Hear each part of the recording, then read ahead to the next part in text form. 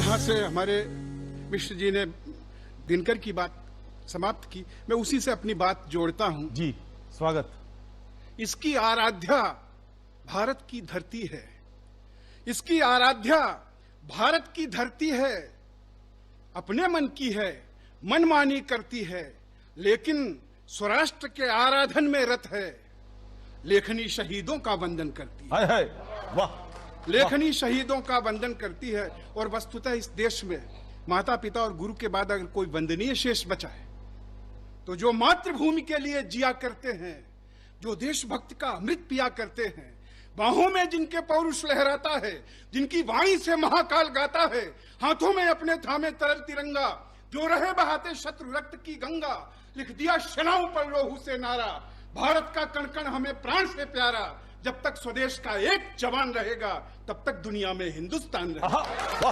जब तक स्वदेश का एक जवान रहेगा तब तक दुनिया में हिंदुस्तान रहेगा। उन अमर शहीदों का वंदन करती है लेखनी, हमारी अभिनंदन करती है। आसे तो हिमालय से गूंजा गूंगे नैनों का आर्तनाद, टकराकर दशों दिशाओं से लौटा है प्राणों का विषाद। सिंदूर पुछ गया माथे का, चूड़ी से रहित कलाई है, बिखरे हैं केश कपोलों पर, घायल घायल तरुणाई है। कर में भारत का मानचित्र, तन पर खद्दर की साड़ी है।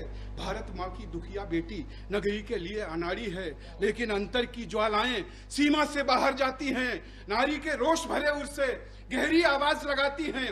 आवाज की जिसके फटने से, आवाज की जिसके उठने से फटती है धरती की छाती, आवाज की जिससे टकराकर तिनकों सी सृष्टि बिखर जाती।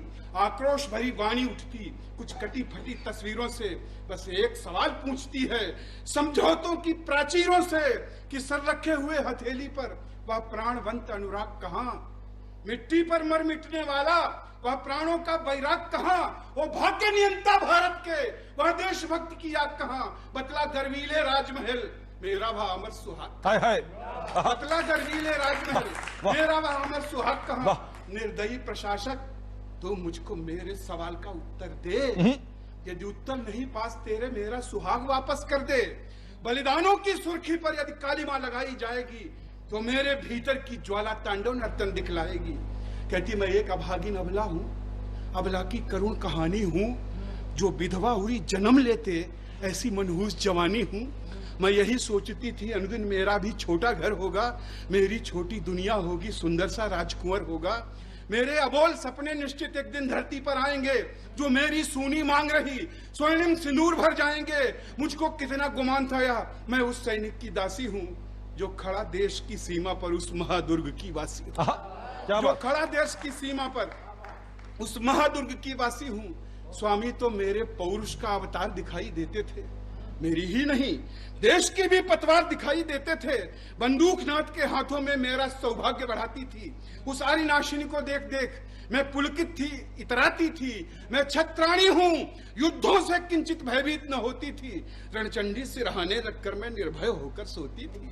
क्या बात? मेरा पति इस भारत माँ का लाडला लाल था, प्यारा था, मेरे उर में रहने वाला, मैया का राज दुलारा था। फिर एक दिवस ऐसा आया, ये पावन धरा कराह उठी, माँ की ममता के सीने से एक हृदय विदारक आह उठी। फिर धुआं धुआं था सीमा पर, तोपों का भीषण अट्टहास, आकाश भर गया जेटों से, बारूद छोड़ने लगी सांस। चीखें, कराहटें, धाएं धाएं, विस्फोट बिखरते अंगारे, चिथड़े चिथड़े मानव शरीर, लोहू से भरे हुए धारे। फिर एक तोप के गोले से घायल विराट हिमवान हुआ। मेरे स्वामी के साथ साथ माँ का सपूत बलिदान हुआ। मेरे स्वामी के साथ साथ माँ का सपूत बलिदान हुआ। और कहना क्या है कि मैं बलिदानी के सपनों का अभियान मांगने आई हूँ। मैं बलिदानी के सपनों का अभियान मांगने आई हूँ, बलिदानी की इच्छाओं का अभिमान मांगने आई हूँ। तू ये न समझना लोहू से सम्मान मांगने आई हूँ, पर लोहू जिसमें बहा वो हिंदुस्तान मांगने आई। क्या बात, क्या बात। पर लोहू जिसमें बहा वो हिंदुस्तान मांगने आई। बहुत बढ़िया। सागर करता था नमन जिसे, करता हिमवान प्रणाम जिसे, क्यों तूने काली स्याही से लिख दिया शत्रु के नाम उसे। बिखरा मेरा सिंदूर जहां, उस जगह शत्रु का आगागर क्यों? मेरा पति जहां शहीद हुआ वहां मानचित्र से बाहर क्यों? मैं उस शहीद के ख्वाबों की ताबीर मांगने आई हूँ। बहुत खूब। फिर अपने इस विधवापन की तकदीर मांगने आई हूँ। तू ये ना समझना मैं कोई जागीर मांगने आई हूं, लेकिन भारत मां की अखंड तस्वीर मांगने आई। क्या बात, लेकिन भारत मां की अखंड तस्वीर मांगने आई हूं। क्या बात। और चलते चलते ये 4 पंक्तियां निवेदित करके बात समाप्त करता हूं कि किसी सिकंदर के हक में भूगोल नहीं होता है, किसी सिकंदर के हक में भूगोल नहीं होता है, सच के होठों पर शहदीला बोल नहीं होता है। और दुनिया की सारी चीजों की कीमत लग जाती है, लेकिन माता की ममता का मोल नहीं होता। क्या बात। बहुत बहुत